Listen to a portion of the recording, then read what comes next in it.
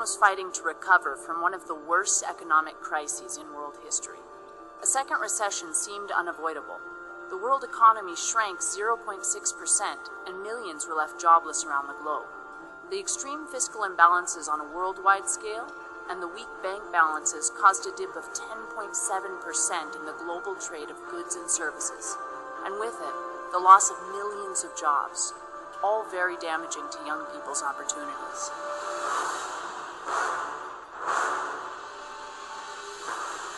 On July 3, 2009, young entrepreneurs from the G8 countries gathered in Stresa, Italy. At no other time in history had it been more important to recognize young entrepreneurs as one of the most important drivers of the economy, a force that could lead the way to economic recovery through job creation and innovation. The need was clear, the path difficult, and the answer right in front of us.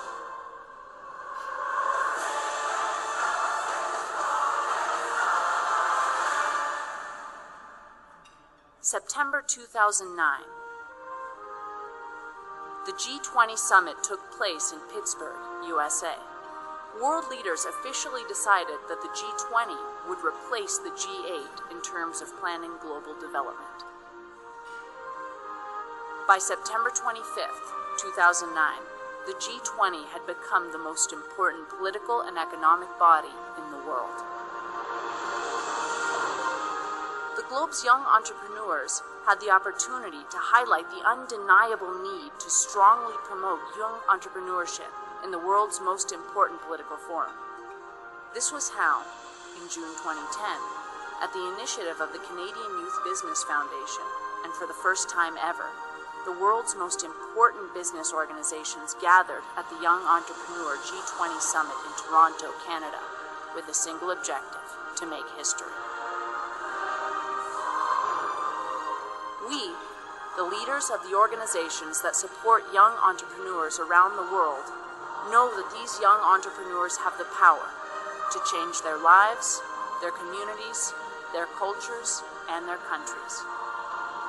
Through the businesses they found, the wealth they generate, the jobs they create, and the power of their own personal examples, young entrepreneurs are potent drivers of economic growth, social change, and innovation.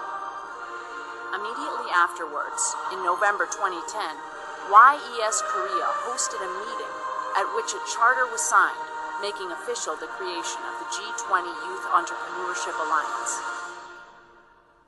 Building on our engagement at the June 2010 Toronto G20 Summit, we, the members of the Alliance, commit to a long-term engagement of the G20 as an extension of our missions to champion the cause of young entrepreneurs in our respective countries and across the globe.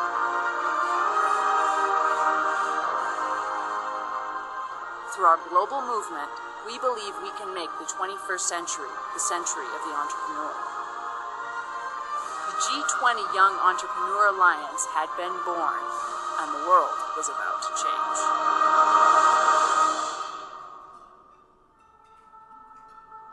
A mere 6 months later, in May 2011, the youth leaders' commitment led them to immediately organize a midterm meeting in Istanbul, Turkey, where TÜGİAD was the host. The alliance was forged and ready. In fact, it was working towards its next summit in France, but it still needed the support of major international organizations to give credibility to the alliance's proposals and bring about the public policy changes essential to advancing youth entrepreneurship. This credibility came about when, during the meeting in Turkey, through the initiative of Les Journées de l'Entrepreneur, two of the world's most important international consulting firms partnered with the G20 YEA, Ernst & Young and McKinsey. With their help, the alliance developed important research tools that produced reliable information regarding global unemployment for the youth and the lack of opportunities for young business people. In November 2011, the second Young Entrepreneur Summit in Nice, France, saw more than 400 world young business people contribute their ideas for public policies that would help world leaders and their governments develop a better ecosystem for entrepreneurs. This summit also saw the launch of Ernst & Young's Entrepreneur Barometer and McKinsey's The Power of Many. Only 3 months later, in January of 2012, Young Indians hosted the Alliance's third midterm meeting in India. The key accomplishments of this meeting was strengthening the Alliance's structure through the signing of the Manual of Understanding, which governs the Alliance's various committees and the relationship between the organizations that are a part of it. June 2012, the world's young entrepreneurs gathered again, this time in Mexico City, for the third annual Alliance Summit, hosted by Mexico's most important business organization, Coparmex. For the first time, the Alliance achieved its goal of presenting its official communiqué to the then G20 world leader, former Mexican President Felipe Calderón, who welcomed more than 400 young summit participants at his home and vowed to take the communiqué to the G20 summit.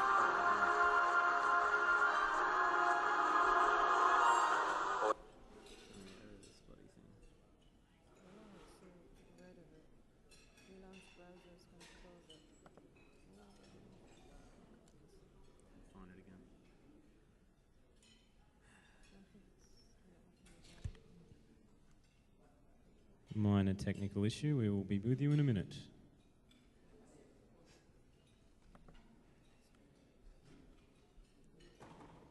Windows computers, you just can't trust them. Yeah, fast.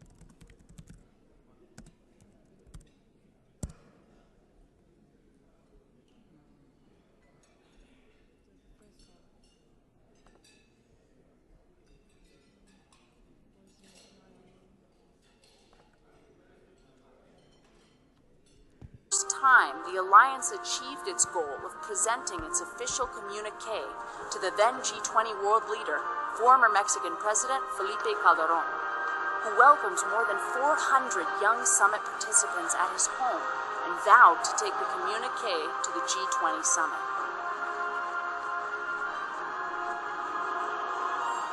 O entre las cosas más importantes que ustedes pueden hacer, ya las hicieron, que es reunirse, discutir, analizar alternativas, llegar a conclusiones, venir aquí a Los Pinos, entregarme las conclusiones y yo voy a hacerlas llegar a la mesa del G20, esperando que se incluyan ahí.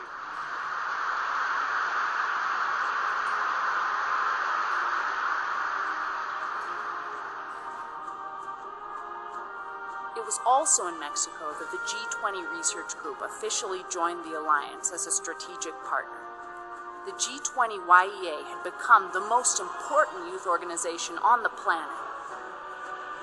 October 2012, the Alliance's fourth midterm meeting took place on the island of Capri in Italy, the country where the dream of a G20 Youth Entrepreneurship Alliance had been born. During the meeting, work was done on the committees and on planning the upcoming summit in Russia.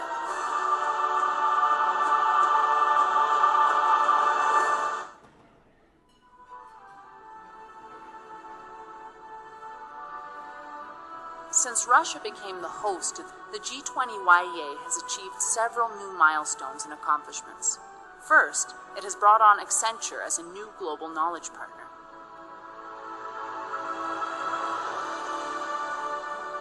Second, through its Russian member, the Center for Entrepreneurship has engaged in the B20 process and participated on task forces to ensure that the voice of young entrepreneurs is being heard and included in the B20 recommendations to the G20.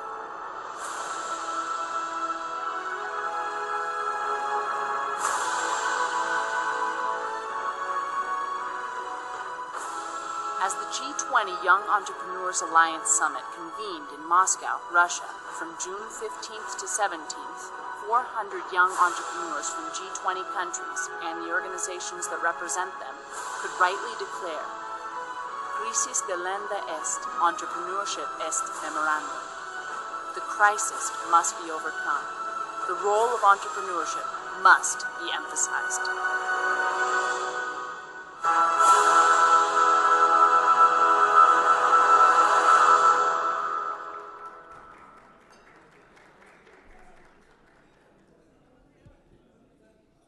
That's the most important part. See you in Australia.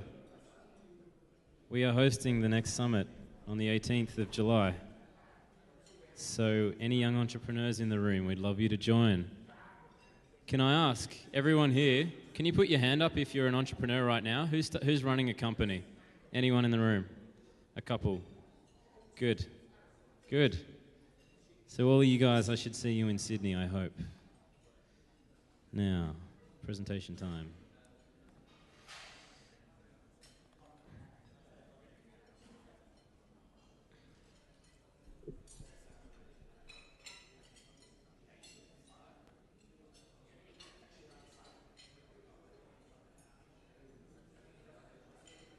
Okay, so you guys might have heard me say at the plenary session some pretty scary statistics about youth unemployment or youth employment. There's 1.8 billion youth in the world and 1.2 billion of them are underutilized, so they're not in full-time education or employment right now. There is an unemployment crisis around the world that all of the world's leaders in government, in youth-led organizations, in business, everyone agrees with, and it's got massive implications. It has long-term social implications. It can impact your economy. It can impact the ability for anyone to be gainfully employed in the future. So it's an issue that everyone has to address, and I was incredibly encouraged to see 93% of the people in that session agree that entrepreneurship is the solution to the youth employment crisis. So this is our summit in Australia. Please jump on and register and join us. We would love to have you there. So this was the concept I presented at the plenary session, that entrepreneurship is a process of identifying a problem, creating a commercial, sustainable solution to that problem, identifying who values it, who is your target market, and then taking action, the most critical step. And that entrepreneurial thinking is 7 mindsets, which I will go into in a little bit more depth. And my proposal was that this concept has the ability to fundamentally change the world in 2 ways. One, that it can shift the way societies think, because entrepreneurs are not born, they are made, and you can teach entrepreneurship to anyone. However, they may not all go on to become company owners or company founders, but they will become more engaged citizens. They will be more engaged they'll be more passionate about what they do, they'll become better leaders, they will become more risk takers.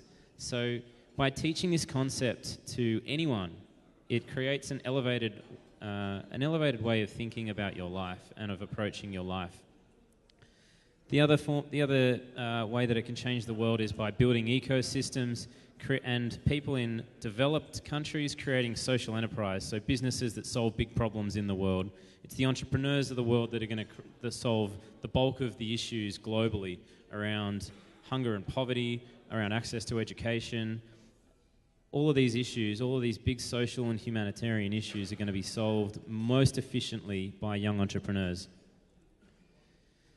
So I then introduced you to the analogy of an ecosystem, and an ecosystem is comprised of entrepreneurship or your economy and the elements of society that will help entrepreneurs to flourish consist of 6 pillars. innovation and technology, access to investment and finance, and education coordinate support are the first three. So I mentioned that, in this analogy, the trees are the businesses or the entrepreneurs. An idea is like a seed, and you must plant a seed in a bed in the soil of innovation and technology. It must be innovative and doing something new, ideally technology enabled. You then need to water it with access to capital and finance. In order for it to grow, then it needs access to money. However, no matter how great an idea is, or how great an entrepreneur thinks he is, and how much money you throw at an idea, if there is not sufficient education on how to make that successful, if the entrepreneur doesn't know, or the team, the co-founding team don't know what they're doing, then it's not going to work. So they must be educated. The animals in this ecosystem are the government. They can either be incredibly facilitative or destructive and strangle the environment or the ecosystem for entrepreneurship. So policies must match. The culture is like the atmosphere. It's all of these things put together, but it's also an ethereal thing of dialogue within society around what the acceptance for entrepreneurship, the tolerance to risk. And trade is like the wind in an ecosystem, so it blows ideas out into the world, or it can bring new ideas in as well. Now, I want to tell you a little story about myself. I left school and went to study psychology at university because I really loved helping people, and I got told that I was great at listening, and I loved to listen to people's problems and help them try and solve them. So I thought, hey, I'm going to go and study psychology. That's going to be my degree. I got about a year and a half into that degree, and then decided that partying and going and having fun was far better than studying at university. So I ended up dropping out, and I ended in front of a psychopharmacologist trying to sort my head out.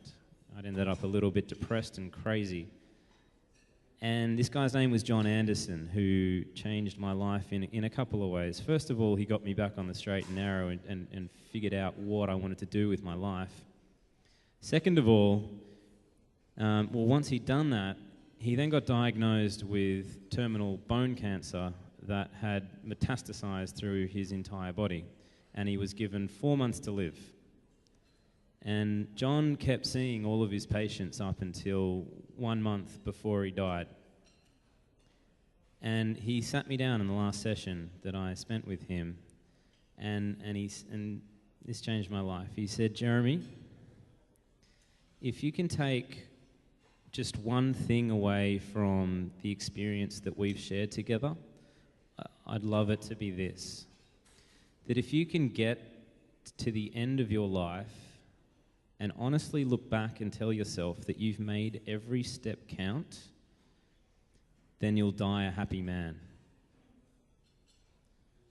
That was profound and changed my life.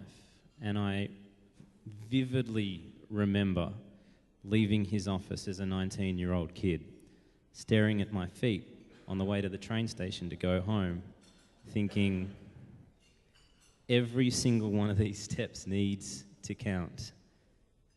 And every day since then, I've done my best to try and make sure that every step does count. So, as a 19-year-old kid, I had this revelation. I need to make every step count in life. That's how I'm going to live a fulfilled life and be happy with it when I'm ready to move on. However, as a 19-year-old kid, I didn't really know what I was doing, but I had this philosophy. So I was sharing this idea with a friend, and he said, hey, you should read this book. It's called Rich Dad, Poor Dad. And the Rich Dad, Poor Dad is a story about a young child who has a poor dad. The poor dad is an employee, and he works for a salary his entire life. And as an employee, he hits a ceiling of how much money he can earn, no more than what his employer deems he's worth. And he doesn't end up all that wealthy. He kind of lives a mediocre life. Not poverty, but mediocre. The rich dad builds companies and then sells them and is incredibly wealthy. He's a serial entrepreneur. So Rich Dad Poor Dad is the story of why, in order to create really big wealth, you need to build companies. So that kind of flicked a switch in my head that was like, okay, I want to be an entrepreneur. Now I kind of get what I want to do. However, I was still really passionate about helping people. And they have these guys in Australia that charities hire to walk around on the street with clipboards, and they will come up to you in the street and be like, hey, do you want to help the kids in Africa? Just give us your credit card and we'll take money out of your account and you can make donations more easily. So I'd be like, yeah, great, I'll sign up for that. Every person that came up to me would be like, I'll help the kids in Africa, help the dolphins somewhere, whale sharks somewhere else, whatever it was. I thought, I'm going to make every step count, so I want to give my money away to good causes. Very quickly, as a 19-year-old kid, I ended up flat broke and couldn't afford to live. So my mum sits me down one day and she says to me, Jeremy, if you want to do good things in the world, you kind of need to be able to eat. Again, a pretty profound moment. However, having just read this book about being an entrepreneur, it was a spark in my mind. I thought, right, now I know how I'm going to make every step count. I'm going to go and build companies that create massive wealth so I can have a massive impact on the world, because you need to create that wealth in order to be able to do good things with it. Signing up and giving money on your credit card's no good. Is it not working, that mic? Is anyone in the room that can help with that? I don't know if we're going to be able to do much about that. Is that better? Or is that the same? Still the same? Okay. I'm going to have to push on, unfortunately. Can you hear me okay, or is it... Yeah? Okay. So I thought I'd figured it out. Again, 19-year-old kid. I'm going to build companies, and I'm going to use the wealth from those companies to do good things in the world or build social enterprises. But I still didn't really know how to do that. So my brother comes to me, my older brother, and he says, Jeremy, why don't you go to university and study a Bachelor of Business? I'm going to open up a juice bar, and you can manage it for me. So we opened up this juice bar in Sydney. And this was incredibly successful. The day that we opened the doors, it was a $1.2 million business, annualized. It was in an incredibly good location. So did really well. We opened up 2 more juice bars in Sydney, and I then got asked to go and run the master franchise in Singapore just as a 21-year-old, just before I turned 22. And that was an amazing experience. I was there for about a year and a half. Meanwhile, a friend from school had been traveling around the beaches in LA, and another friend from school had been to Brazil. And they had discovered this thing called acai, or acai, is how people often think that it's pronounced. So he walks into my office in Singapore and he says, Jeremy, I've discovered these berries in the Amazon in Brazil. They do really well through juice bars in LA. We need to do this in Australia. We need to bring acai to Australia. And I heard, was listening to him, and I'm like, I can't even pronounce this word. How am I going to sell some random berry from the Amazon in Brazil to business people in Australia? I don't know, I don't get it. However, he got me to try it, and as this bowl of sorbet with granola on top, and it was amazing. And I did a little bit of research into the acai industry, and it turns out that the acai industry operates on this triple bottom line principle: people, planet, and profit. So the acai industry, it turns out, was good for the people in the local area in the Amazon because it grows wild, and they operate on fair trade principles. So the locals go out and pick the berries, and then they sell it to the factories, or they sell it on the open market, and they get a fair wage. They get to become financially sustainable in an area that's very difficult to earn money in the remote Amazon. So demand for acai globally actually created an income for people that found it very difficult to sustain themselves. So it's good for the people. It also turned out that the acai industry was Greenpeace endorsed, because whilst the industry created demand for acai and it kept the people looking at their local ecosystem, their local forest, saying, well, I don't want the people that are cultivating palm hearts to come and chop these trees down, or I don't want the people that are doing agriculture to come and chop these trees down, because that's going to affect my livelihood. So it actually created a protectionist movement around the Amazon basin to make sure that the acai trees were kept there and not touched. So Greenpeace endorsed this as a movement, as an industry that actually helped protectionism in the Amazon. And then finally, the third P is profit. We were obviously wanting to turn this into a sustainable business and make some money out of it, and we did.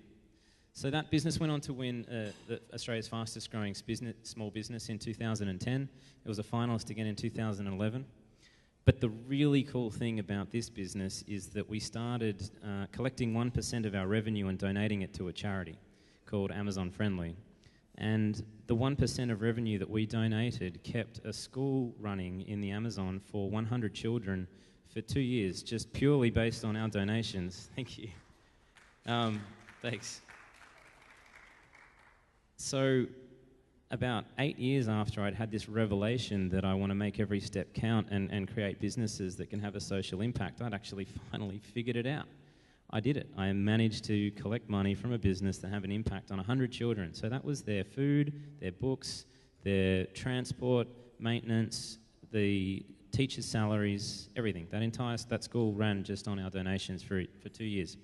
And I went to go and visit these kids, and it was hands down the most amazing experience I've ever had in my life. And I can now look back at the impact that we had on these children, and even if real life falls over one day, which I hope it doesn't, it seems to be pretty good still, even though I don't run it anymore. However, even if it did, I can look back at that impact and be like, wow, I really achieved something. You know, I had an impact on people's lives. So real life was a pretty incredible experience. Now, I wanted to have a bigger impact. I ran that business as CEO for about 7 years, and a year and a half, I started mentoring other businesses because I wanted to impact more people. I wanted to try and get this message out there that business should be a vehicle to do good things in the world. So I started mentoring, and then I kind of got sick of listening to my friends at parties or over coffee talk about all these amazing ideas that they have for businesses. Everyone, has all these fantastic ideas, but no one was doing anything. And they were reading a lot of books. They were reading inspirational books like Rich Dad, Poor Dad that inspired them to want to do this but didn't teach them anything. And a lot of them were in business degrees or economics degrees as well, which should be teaching them how to run their companies, but they still weren't going and executing. So I thought, well, perhaps I can create a solution to that problem. And so I wrote this book called From Idea to Startup, which is actually now getting translated into Arabic for the region by the Imam University. Dr. Ibrahim's fantastic there. So it'll be available in Arabic very soon. So I hope that my idea was hopefully this solves a problem. This is basically like a business in a book. That's a business degree in a book, 350 pages. It's everything that you should need to know to go and start a company. So this was one of my solutions. I thought maybe my book can have a bigger impact, and that's obviously got my story in it as well, and really tries to inspire people to create business, to do good in the world. Then I just stumbled by accident. A friend sent me a message on this G20 Young Entrepreneurs Alliance, and I looked it up, and they were hosting a summit in Mexico in what was 3.5 weeks' time, about a year and a half ago, or 2 years ago. And so the G20 Young Entrepreneurs Alliance is a collection of not-for-profit organisations in each of the G20 countries that represent young entrepreneurs. So they're the organisation that should be having the biggest impact on youth starting businesses. In the Kingdom, this is the Centennial Fund, which was launched by the Deputy Foreign Minister. And in Australia, it's the Enterprise Network for Young Australians. It's different organisations around the world. So in 2008, as you would have seen in that video, when the G20 shifted from a meeting of the finance ministers to a meeting of the leaders, it spawned some other groups like the Business 20, the B20, which are the big business guys, and the Youth 20 and the G20 Young Entrepreneurs Alliance. And the view was that if we can create a conversation throughout and between the world's leaders about what they should be doing to create a better ecosystem for entrepreneurship, then we can have a better impact, and our not-for-profits in each of the countries can help to start more young people, help more young people starting companies. So that they were having this summit in Mexico, and the Australian organisation wasn't really taking any delegates over there, so I reached out and they asked me to take over, which I, of course, just jumped at. And now we're hosting the summit in Australia this coming July, as I mentioned. These are all of the organisations. I won't go into them now. In Australia, what we're doing is creating an action plan on youth employment. So it's all very well to have a conversation about what other people should be doing for entrepreneurs. It's far more impactful for us to be having a conversation about what we're going to do for young entrepreneurs. As youth ourselves, it's our responsibility to do this. It's not everybody else's. You know, one of the mentalities of being an entrepreneur is ownership. Right? We need to own our own circumstances and be proactive about changing them. You know, like Mahatma Gandhi said, be the change you want to see in the world. So an action plan on youth employment is about engaging all the stakeholders in an ecosystem. You know, it's education providers, it's governments a part of it, it's universities, schools, it's the entrepreneurs themselves, the NGOs, the non-government organisations and not-for-profit organisations. You know, there's hundreds of stakeholders, and everyone needs to work on creating an ecosystem that makes it easier for people to get into business. Now, this is where it got really interesting for me, because I've been trying to find the biggest impact point. Where's the lever point where I can have the biggest impact on the world? The G20 is a fantastic organisation, and I love it. And then I got introduced to the United Nations, which again is just another huge organisation that has potential impact. Now, the United Nations in the year 2000, Kofi Annan, as the then Secretary General, got the world's leaders to agree on identifying and quantifying solution goals, or goals to try and solve the major humanitarian and environmental issues in the world. It wasn't an overly consultative process, however, it was a fantastic framework for the entire United Nations, so basically the entire world, to use these 8 major goals and 21 indicators as targets, 15-year targets, to try and address all of the major issues in the world. So the first one is eradicate extreme hunger and extreme poverty and hunger. And the indicator for that was to try and reduce the amount of people living on less than $1.25 a day by half. And that will be achieved. Because what these goals did was to rally and guide all the world's governments, all the world's aid organisations, everybody. It gave them a framework on what they should be focusing on and what goals they should be aiming for. Now, in 2015, these goals are either achieved or not. And about half of them, possibly slightly more than half of them, will be achieved. But a lot of them won't. And sadly, a lot of the ones that won't be achieved are the women's issues, gender equality and maternal health, and also the education. Some of the education indicators will not be achieved. So at the end of 2015, the world then needs to figure out, what are we going to do for the next 15 years? How are we going to first identify what the real issues are, and how are we going to solve them? So there's a consultative process right now on what the post-2015 development agenda should look like. And what we've now done at the G20 is I've managed to negotiate in record time, in I think it was about 5 months, a memorandum of understanding with the United Nations Development Programme and the Millennium Campaign around making sure that there's a major goal on youth employment and entrepreneurship in the post-2015 development goals. For me, this is incredibly exciting, because if we can get that to happen, then what we will do is, for the next 15 years, guide the entire world's strategy on addressing issues towards youth employment and entrepreneurship. That could have an incredibly big impact. The United Nations framework, the network, is huge. Now, that's all really high level and it's well and good. However, let's look at some examples of how this actually changes the lives of people on the ground. On the left here you have Mary Ann, and on the right is Mary Grace. Mary Ann is a 32-year-old woman in the Philippines who buys ingredients and sells baskets. She weaves baskets and sells them. She got introduced to a concept called microcredit or a microloan. So she now takes out a loan for $100 every 6 months, which allows her to buy all of her products, all of the ingredients for her baskets in bulk. That saves her $1.50 a day. With that $1.50 a day, she puts her 3 kids through school. Simple concept in the access to capital pillar. So give someone access to a microloan and they can put their kids through school. On the right is Mary Grace. She started much like Mary Ann. However, she now goes around the Philippines teaching financial literacy to people like Mary Ann. And there's 10,000 women like that in the Philippines right now, teaching this concept of just becoming a micro-entrepreneur and becoming financially sustainable and using something like microcredit to earn a little bit more money to put your kids through school. So imagine the impact that that can have. 10,000 women like that around the Philippines, educating maybe a couple a day. That's going to be lifting hundreds and thousands of people out of poverty. And it's basic entrepreneurial ideas that are doing it.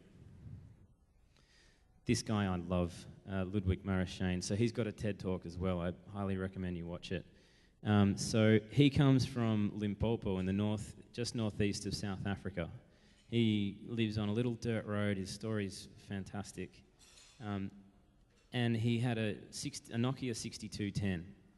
And he was sitting there talking to his friends one day, and he's like, you know what, I'm kind of sick of having to walk for hours to get to clean water so that I can bath myself. So I want to invent something so that I don't have to do that anymore. I can solve that issue. He then discovered on his little Nokia 6210, which I was talking to him, he's actually going to come and speak at our summit. He was paying $4 an hour for access to internet on his phone when he was living on $5 a week. So he had to be incredibly efficient with his data use. And so he used to send himself MMS messages to write the formula for this product that he was going to make and to write his business plan. So on his Nokia 6210, he wrote his entire business plan. He also found out that trachoma is a disease that it affects about 350 million people per year and sends about 8 million people blind. And all you need to do to solve it is to give people access to clean water so they can wash their face. Right now, there's 2.5 billion people that don't have access to clean water, and 450 million of them live in Africa. So Ludwig, on his little Nokia 6210, walking up and down this dirt road to try and get access to water and data, invented this solution, dry bath, which he now sells mostly to developed countries, but he's aiming to create a version of it that's cheap enough to distribute through the developing world. So he's effectively created a solution to sending the 8 million people that go blind every year from trachoma on a dirt road in a rural village. Like, if someone like that can create a business and solve a major issue in the world, what's everyone else doing? Everyone should be doing that. So I want to go a little bit more into these mindsets and give you some examples, which I'm sure will resonate with those of you that do have businesses. Being passionate, inspired, and energetic. And a wise man called Confucius once said that find a job that you love and you'll never have to work a day in your life. Now, that can be applied to anything. That can be applied to working for someone else. However, if you start a company doing something that you're passionate about, man, it's so much fun. So much fun. And who doesn't want to have fun in life? It's awesome. So it's something that you will actually get to live if you do something that you're really passionate about. Being empowered and confident enough to take opportunities is absolutely essential. The Roman philosopher Seneca said that luck is what happens when preparation meets opportunity. So there's a ongoing discussion about whether or not there's any such thing as luck, whether it's just people taking opportunities. Of course, it would be naive to think that everyone's given the same opportunities. However, if one person's given one opportunity and someone else is given 500, it's only the person that takes that one opportunity that's going to be considered lucky.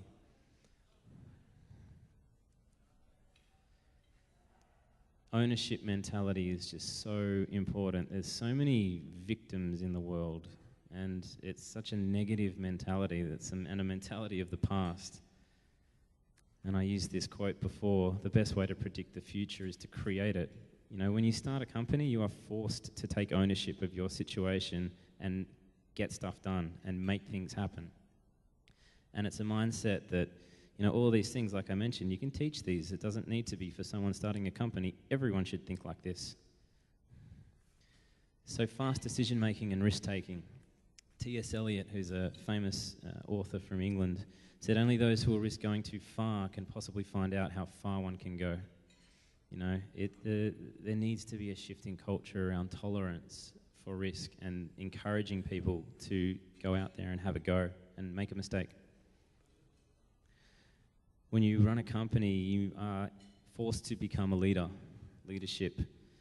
The story that I like to tell about this was when I was at school, I always wanted to be a leader. I never got given leadership positions. I wanted to have rank in cadets, in army cadets in school.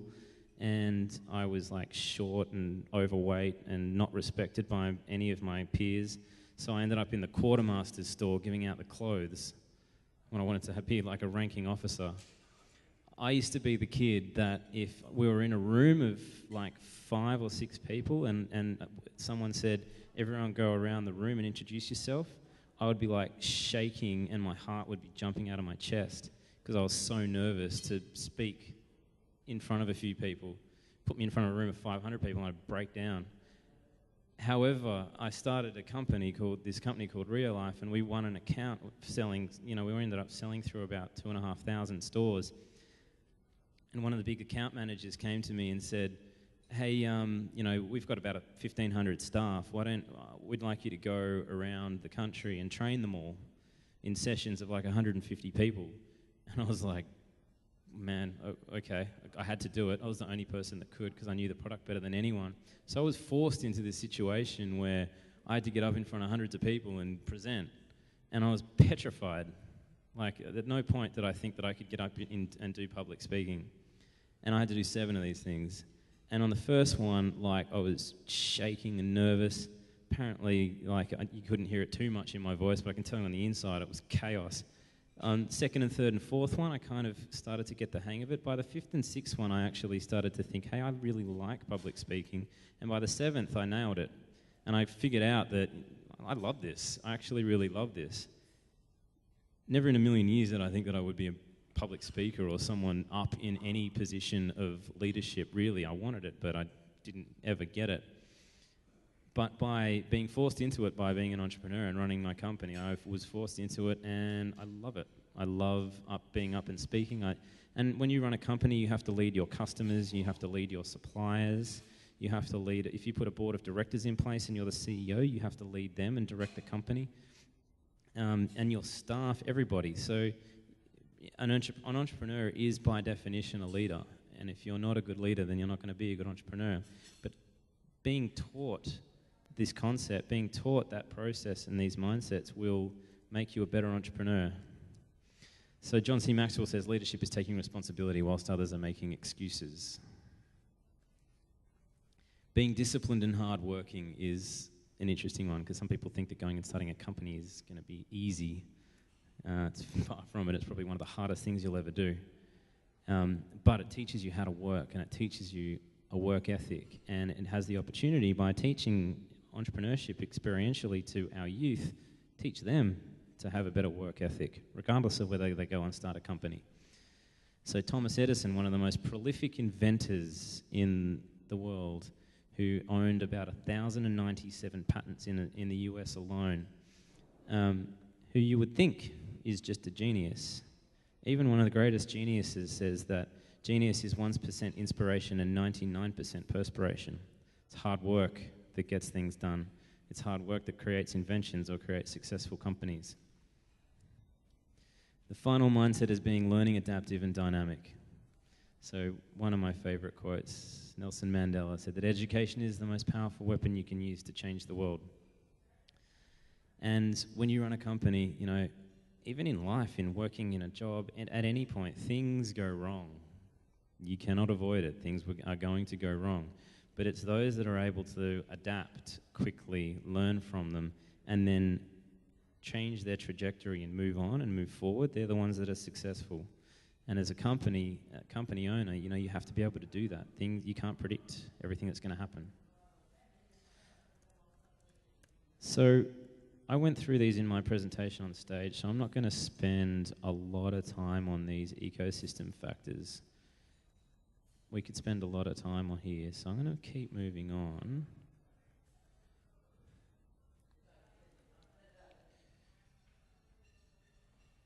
And in fact, what I might do, because that is the last of the talk, and what I normally finish with is a couple of questions for the room for you guys to think about afterwards, is what can you do to make every step count? And what problem might you be able to identify in the world that can change it? And with that, I'm going to close and open up to the room for questions. So thank you very much.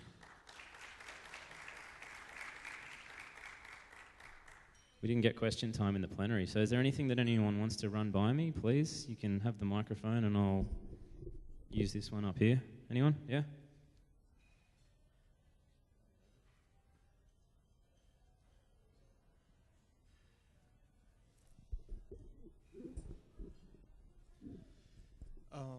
Mohammed Rahmani. Just I want to have one question regarding, the equation of smart work and hard work. As you mentioned, the hard work is like 99%. But in real life right now, we have a lot of competition. We have minimum opportunities for the new people, for new youth people. So what is the equation for the current situation for the smart and hard work? Thank you. What's the equation? Yeah, good question. I would say that you have to work hard before you learn how to work smart. And as you work, and it's almost like a rite of passage to work hard first and then learn how to work smart. So if I was to try and put that into equation, I would say that your ability to work smart is directly proportionate to the amount of time that you've spent working hard.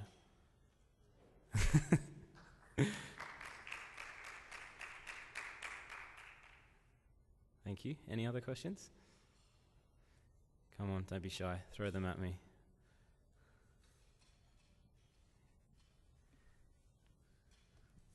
Hi, thanks for your speech, because I think it's quite inspiring, and I think that you are definitely made to do inspirational speaking like they have that field developed in the States. What I want to ask you is what exactly is on the agenda that could be interesting for a young person who's here in Jeddah to go to the summit that you mentioned earlier in Australia? Sure. Yeah, so first of all, it's an incredible networking opportunity. So we're going to have 400 to 500 of the top young entrepreneurial brains from all over the world in one room, networking and working on this action plan on youth employment. So it's an opportunity to trade, to grow your business internationally, to learn, amazing learning experience. And you guys probably have, if you've ever experienced the shift in energy, so those that are entrepreneurs will understand this better, but when you talk to someone that's not an entrepreneur, there's a certain level of energy. When you talk to someone that's an entrepreneur, it's like the energy just is off the charts. When you're in a room of 400 of the best from around the world, the atmosphere is explosive and it's so inspiring. Like when I went to Mexico, I was like, came back buzzing for weeks. On the agenda specifically, I'm trying really hard to get Muhammad Yunus as a speaker. We've got representatives from the United Nations coming, hopefully someone high up at the ILO, at the OECD. So we're going to have some really good speakers there for learning. And we're going to do a lot to help people learn about the business environment in Australia as well, to either bring some ideas back to the kingdom or export your products and services into the APAC region.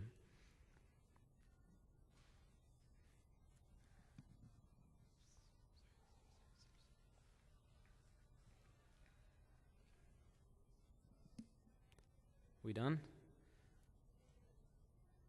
No one else? Very good. Well, thank you for coming, for those that stuck around. I'm around until tomorrow, so please come and ask me anything you want anytime. That's probably the easiest way. Otherwise, you can buy them or post it out. Okay. I'll come back for you. I'm going to ask a question, so you guys looking for cards? There you go. I got one. You got one? You like one? Have you read the report? Yes, I have. You have? Is there deeper analysis than that? Probably not, because Ernst & Young controls the data for it. Because they actually did it. There's a lot more research though.